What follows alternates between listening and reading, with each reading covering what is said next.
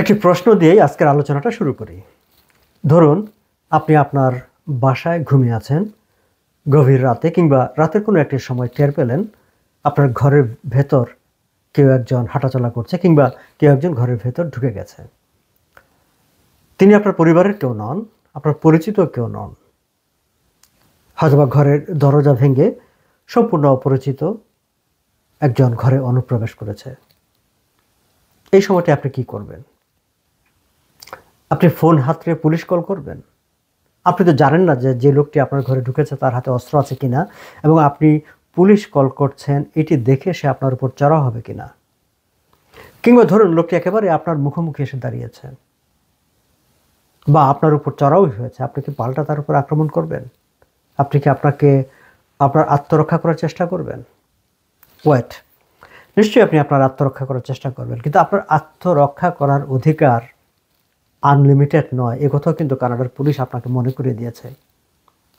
এই তো কাল না পরশু পুলিশের একটা স্টেটমেন্ট আমি পড়লাম যে কেউ আপনার বাড়ি ভেঙে কিংবা যে কোনো পর্যায়ে আপনার উপর যদি কেউ আক্রমণ করে, আপনার আত্মরক্ষার অধিকার আছে, এবং সেই আত্মরক্ষার অধিকারটা কানাডায় আনলিমিটেড নয়। তাহলে কতটা সীমা আছে আপনার আত্মরক্ষার? এই প্রশ্নগুলি সাম্প্রতিক সময়ে তুমুলভাবে আলোচিত হচ্ছে অন্টারিওতে, বিশেষ করে বেশ কয়েকটি ঘটনায়। সেই ঘটনাগুলো আপনাদের সঙ্গে আজ শেয়ার করতে চাই। আমি যদি একেবারে সর্বশেষ ঘটনাটা দিয়ে আলোচনাটা শুরু করি, সেটি ঘটেছে গত 18 আগস্ট কাওয়ার্থ লেক এলাকায় ক্যান্ট স্ট্রিটের একটি অ্যাপার্টমেন্টে। ভদ্রলোক তার নিজের অ্যাপার্টমেন্টে ঘুমিয়েছিলেন। রাত 3:30টার দিকে তিনি টের পান তার অ্যাপার্টমেন্টের ভেতর কেউ একজন ঢুকে গেছে, এবং যিনি ঢুকে গেছেন তিনি যখন উঠে দাঁড়িয়েছেন একেবারে তাদের মুখোমুখি এক ধরনের একটা এক ধরনের মুখোমুখি হয়ে যান দুজন, এবং প্রশ্ন করতে গিয়ে তিনি পাল্টা আক্রান্ত হন, এবং আক্রান্ত হতে গিয়ে তিনি পাল্টা আক্রমণ করেন। এক পর্যায়ে পুলিশও আসে, এবং পুলিশ যতক্ষণে আসে ততক্ষণে বাড়িওয়ালা আসলে অনুপ্রবেশকারীকে মোটামুটি উত্তম মাধ্যম দিয়ে একটু কাহিলও করে ফেলেছে। কিন্তু তারপর দেখা গেল পুলিশ বাড়িওয়ালাকে গ্রেফতার করেছে, আর যিনি অনুপ্রবেশ করে বেআইনিভাবে তার বাড়ির দরজা ভেঙে তার ঘরে ঢুকে গিয়েছিল তাকে হাসপাতালে ভর্তি করে দিয়েছে। এখন দুজনের বিরুদ্ধে অভিযোগ হয়েছে, দুজনই অপরাধী। কেন অপরাধী? একজন অবশ্যই যে তিনি বেআইনিভাবে তার বাড়ির ভিতর অনুপ্রবেশ করেছেন, সেই কারণে তিনি অপরাধী, তিনি হাসপাতালে আছেন, তিনি খানিকটা সুস্থ হলে তাকে কোর্টে হাজির করা হবে।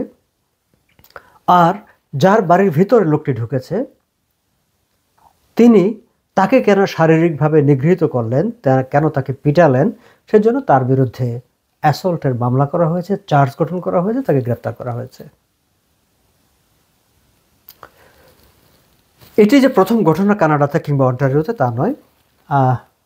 আমার যতদূর মনে পড়ে গত জুন মাসের একটি ঘটনা। দর্শক, আপনাদের খেয়াল থাকবার কথা, আমি জুন মাসের ঘটনা যাবার আগে একটু পেছনের কিছু ঘটনা প্রবাহ মনে করে দিই। আপনাদের খেয়াল থাকবার কথা, কোভিডের সময়টা কিংবা পরবর্তী সময়টায় কানাডার বিভিন্ন শহরে ব্যাপক হারে গাড়ি চুরি হতো, এবং সেই সময় আমাদের বাংলাদেশি কমিউনিটির অনেকেই পুলিশকে ফোন করার পরেও পুলিশ আসে তো নি, বরং পুলিশ বলে দিত যে খবরদার, চোরের পেছনে পেছনে তোমরা কিন্তু দৌড়াবে না, বা চোরকে দেখে ফেললো তোমরা নিজেরা তাকে চেস করবে না।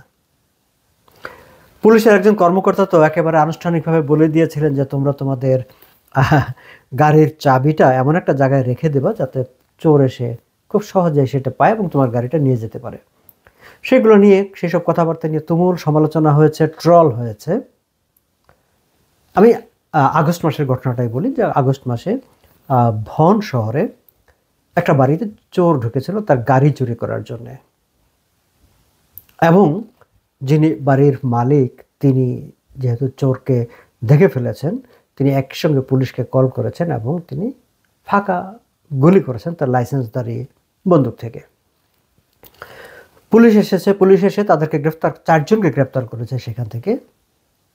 কিন্তু সমস্যাটা হলো, পুলিশ যার গাড়ি চুরি হচ্ছে, যে বাড়িওয়ালা, তার বিরুদ্ধে অভিযোগ এনেছে, কারণ তিনি গুলি করেছেন, যদিও সেটা উপরের দিকে চোরকে ভয় দেখানোর জন্য। কিন্তু পুলিশের ভাষ্য হচ্ছে তিনি যে বন্দুকটি ব্যবহার করেছেন সেই বন্দুক দিয়ে এই ধরনের ঘটনায় গুলি করা যায় না, এবং তিনি কেন গুলি করেছেন সেই অপরাধে তিনি অপরাধী। সো সেখানে চোর এসেছিল চুরি করতে, বাড়ির মালিক উপরের দিকে ফাঁকা গুলি করেছেন, সেই কারণে তার বিরুদ্ধে চার্জ গঠন করা হয়েছে, পুলিশ চার্জ গঠন করেছে। আর এই সপ্তাহে যেটি ঘটেছে কাওয়ারথা এলাকায়, তার দরজা ভেঙে তার বাড়ির ভেতর ঢুকে গেছে এবং সেখানে বাড়ির মালিকের সঙ্গে ইন্টারাকশন হয়েছে, সেখানে তিনি পিটুনি খেয়েছেন, সেই জন্য তার বিরুদ্ধে, বাড়ির মালিকের বিরুদ্ধেও মামলা হয়েছে। এবং এটি নিয়ে যখন তুমুল ট্রল হচ্ছে, তখন পুলিশ, আমি শুরুতে যে স্টেটমেন্টের কথা বললাম, সেই স্টেটমেন্টে দিয়ে নাগরিকদের স্মরণ করে দিচ্ছে যে হ্যাঁ, তোমার আত্মরক্ষার অধিকার আছে, কিন্তু তোমার সেই আত্মরক্ষার অধিকারটা আনলিমিটেড নয়। তারা বলছে যে হ্যাঁ, এটা কানাডার যে ক্রিমিনাল কোড 34 and 35, সেখানে একটা রিজনেবল, যৌক্তিক বল প্রয়োগের সুযোগ তো নাগরিকদের দেওয়া আছে। এখন এই যে রিজনেবল ফোর্স, সেই রিজনেবল ফোর্সটা কীভাবে ডিটারমাইন হবে? সেটি ডিটারমাইন হবে কোর্টে। অর্থাৎ আপনি যদি ফোর্স প্রয়োগ করেনও, যে আপনি চোর ঠেকানোর জন্য কিংবা আপনার উপর আক্রমণ হয়েছে আপনার আত্মরক্ষার জন্য, চান্সেস আর দেয়ার, পুলিশের স্টেটমেন্ট অনুসারে আপনাকে পুলিশি হুজ্জত পোহাতে হতে পারে। এই ঘটনাটি নিয়ে গত দুদিন ধরে সোশ্যাল মিডিয়ায় তুমুল ট্রল হচ্ছে, তুমুল প্রতিক্রিয়া হচ্ছে। এবং আজকে প্রিমিয়ার ডাকফোর্ড এটি নিয়ে তার নিজের প্রতিক্রিয়া প্রকাশ করেছেন এবং তিনি বলছেন যে এখানে কোথাও সিস্টেমের, আইনের কোথাও একটা মানে ব্রোকেন হয়ে, সামথিং ইজ ব্রোকেন, কোথাও প্রপারলি সিস্টেম কাজ করছে না। তিনি বলছেন যে আশ্চর্য ব্যাপার, একজন নাগরিক তিনি যদি আক্রান্ত হন, তার পরিবারের সদস্যরা যদি আক্রান্ত হয়, তাহলে তো তার আত্মরক্ষার সুযোগ থাকা উচিত। Every citizen has the right to protect their family, to protect their family members, to protect their loved ones. এবং সেই জায়গায় পুলিশ এসে যদি তাদের বিরুদ্ধে চার্জ গঠন করে দেয়, সেটি হচ্ছে আনফেয়ার। এটি অন্টারিওর প্রিমিয়ারের ভাষ্য। কিন্তু রিয়েলিটি হচ্ছে পুলিশ তো আর অন্টারিওর প্রিমিয়ারের অধীনে চলে না, কিন্তু অন্টারিও গভর্নমেন্ট, প্রভিন্সিয়াল গভর্নমেন্ট, তারা আইন প্রয়োগ করেন অবশ্যই। এবং এই ক্ষেত্রে যদি আইনের কোনো ব্যত্যয় থাকে, আইনটা সংশোধন করা কোথায় দরকার, সেই কাজটি আসলে প্রিমিয়ার ডাকফোর্ডের করার কথা। আমার যতদূর মনে পড়ে, ভনের যে ঘটনাটি, যেখানে গুলি করার কারণে, ফাঁকা গুলি করার কারণে যে লোকটির বিরুদ্ধে চার্জ গঠন করা হয়েছিল, তারপরেও কিন্তু ডাকফোর্ড ঠিক একই ধরনের প্রতিক্রিয়া ব্যক্ত করেছিলেন। আমি পত্রিকায় পড়েছি তার প্রতিক্রিয়া। কিন্তু আগস্ট সেপ্টেম্বর মাত্র 1 মাসের ব্যবধানে, কিন্তু সামনের দিনগুলোতে কি হবে, তিনি এই বিষয় নিয়ে কোনো আইন বা সংসদে কোনো কিছু, প্রভিন্সিয়াল পার্লামেন্টে কোনো ধরনের কোনো নিয়মকানুন করতে যাবেন কিনা আমি জানি না, সেই ধরনের কোনো বক্তব্য তিনি দেননি। কিন্তু সেই সময়ও তিনি এটা নিয়ে ক্ষোভ প্রকাশ করেছিলেন, পুলিশের বিরুদ্ধে উষ্মা প্রকাশ করেছিলেন। আজকেও তিনি ঠিক তাই বললেন যে সিস্টেমটি ব্রোকেন। এবং এই জায়গাটায় আরও একটি বিষয় উল্লেখ করার ব্যাপার আছে দর্শক, সেটি ফেডারেল লেভেলে অবশ্য কনজারভেটিভ নেতা পিয়ারে পলিয়েভ গত কয়েক বছর ধরে বারবার কথাটি বলছেন যে কানাডার বেইল সিস্টেম ইজ ব্রোকেন। কারণ সেখানে দেখা যায় যে অনেক দাগি অপরাধীরা সহজে বেল পেয়ে যাচ্ছে এবং বেল পেয়ে এসে তারা আবার নতুনভাবে অপরাধে জড়িয়ে যাচ্ছে। সেটি নিয়ে পিয়ারে পলিয়েভের ক্ষোভ ছিল, তার প্রচণ্ড চাপ ছিল। কিন্তু Justin Trudeau, former prime minister, তিনি সেই বিষয়টিকে কঠিন করার ব্যাপারে একেবারেই আগ্রহী ছিলেন না। মার্ক কার্নির অ্যাটিটিউড কী এই ব্যাপারে আমরা জানি না এখন পর্যন্ত, যেহেতু এই ব্যাপারে মার্ক কার্নির কোনো বক্তব্য আমার যতটুকু মনে পড়ে আমাদের চোখে পড়েনি। সামনের দিনগুলোতে হয়তো এই বিষয়গুলো আবার আলোচনায় আসবে। কিন্তু ডাকফোর্ড সেই সিস্টেমটাকে নিয়েও আবার ক্রিটিসাইজ করেছে যে এই যে বেল সিস্টেম, এই সিস্টেমটাও আসলে অপরাধীদেরকে অপরাধে এক ধরনের উৎসাহ দিচ্ছে। আমি যে দুটি ঘটনার কথা বললাম, যে পুলিশ আবার কিন্তু এটা স্বীকার করেছে, জানিয়েছে এই যে কাওয়ারথা লেকে যে লোকটি মধ্যরাতে, মানে একেবারে ভোর রাতে এই অ্যাপার্টমেন্টের ভিতর দরজা ভেঙে ঢুকে গিয়েছিল, সেই লোকটিকে কিন্তু পুলিশ অন্য একটি মামলায় খুঁজছিল।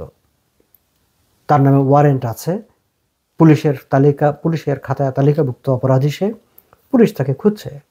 আবার ওই যে ভনে যে 4 জন গ্রেপ্তার হয়েছে, তার মধ্যে একাধিক ব্যক্তি যারা এর আগে অপরাধী জেলে ছিল এবং জামিন পেয়ে বেরিয়ে এসে তারা আবার সংঘবদ্ধভাবে গাড়ি চুরি করতে নেমে গেছে। এরকম অসংখ্য ঘটনা আমরা পত্রপত্রিকায় পড়ি, যারা বেল পেয়ে বেরিয়ে এসে আবার নতুন অপরাধ করছে এবং নাগরিকদের নিরাপত্তাকে বিঘ্নিত করছে। এখন এইসব বিষয়গুলো প্রভিন্সিয়াল গভর্নমেন্টের কতটা দায়িত্ব আছে, তাদের আদৌ কিছু করণীয় আছে কিনা, থাকতে তারা করবেন কিনা, বা আমাদের এমপিপিরা যারা আছেন তাদের ভাবনাগুলো কী এই বিষয়ে, সে বিষয়গুলো জানার ব্যাপারে আমাদের আগ্রহ আছে, কৌতূহল আছে। আমরা অবশ্যই জানতে চাইবো যে তারা কি করছেন এই ধরনের, বা পুলিশের এই যে নিয়ম, যেটা যে আমি যদি আত্মরক্ষার্থেও কোনো কিছু ফোর্স প্রয়োগ করে, তাহলে আমার বিরুদ্ধে মামলা হবে, আমাকে পুলিশ অ্যারেস্ট করে নিয়ে যাবে, আমার বিরুদ্ধে চার্জ গঠন করবে, এই জায়গাগুলো কোথাও মিনিমাইজ করার স্কোপ আছে কিনা সেই বিষয়গুলো আমার মনে হয় ভাববার দরকার আছে। এবং ডাকফোর্ড নিজেই যেহেতু এই বিষয়টি নিয়ে প্রতিক্রিয়া প্রকাশ করেছেন, আমি মনে করি যে প্রভিন্সিয়াল পার্লামেন্টে এনডিপি বিরোধী দলে আছে, আমাদের ডলি বেগম আছেন সেখানে বিরোধী দলীয় উপনেতা।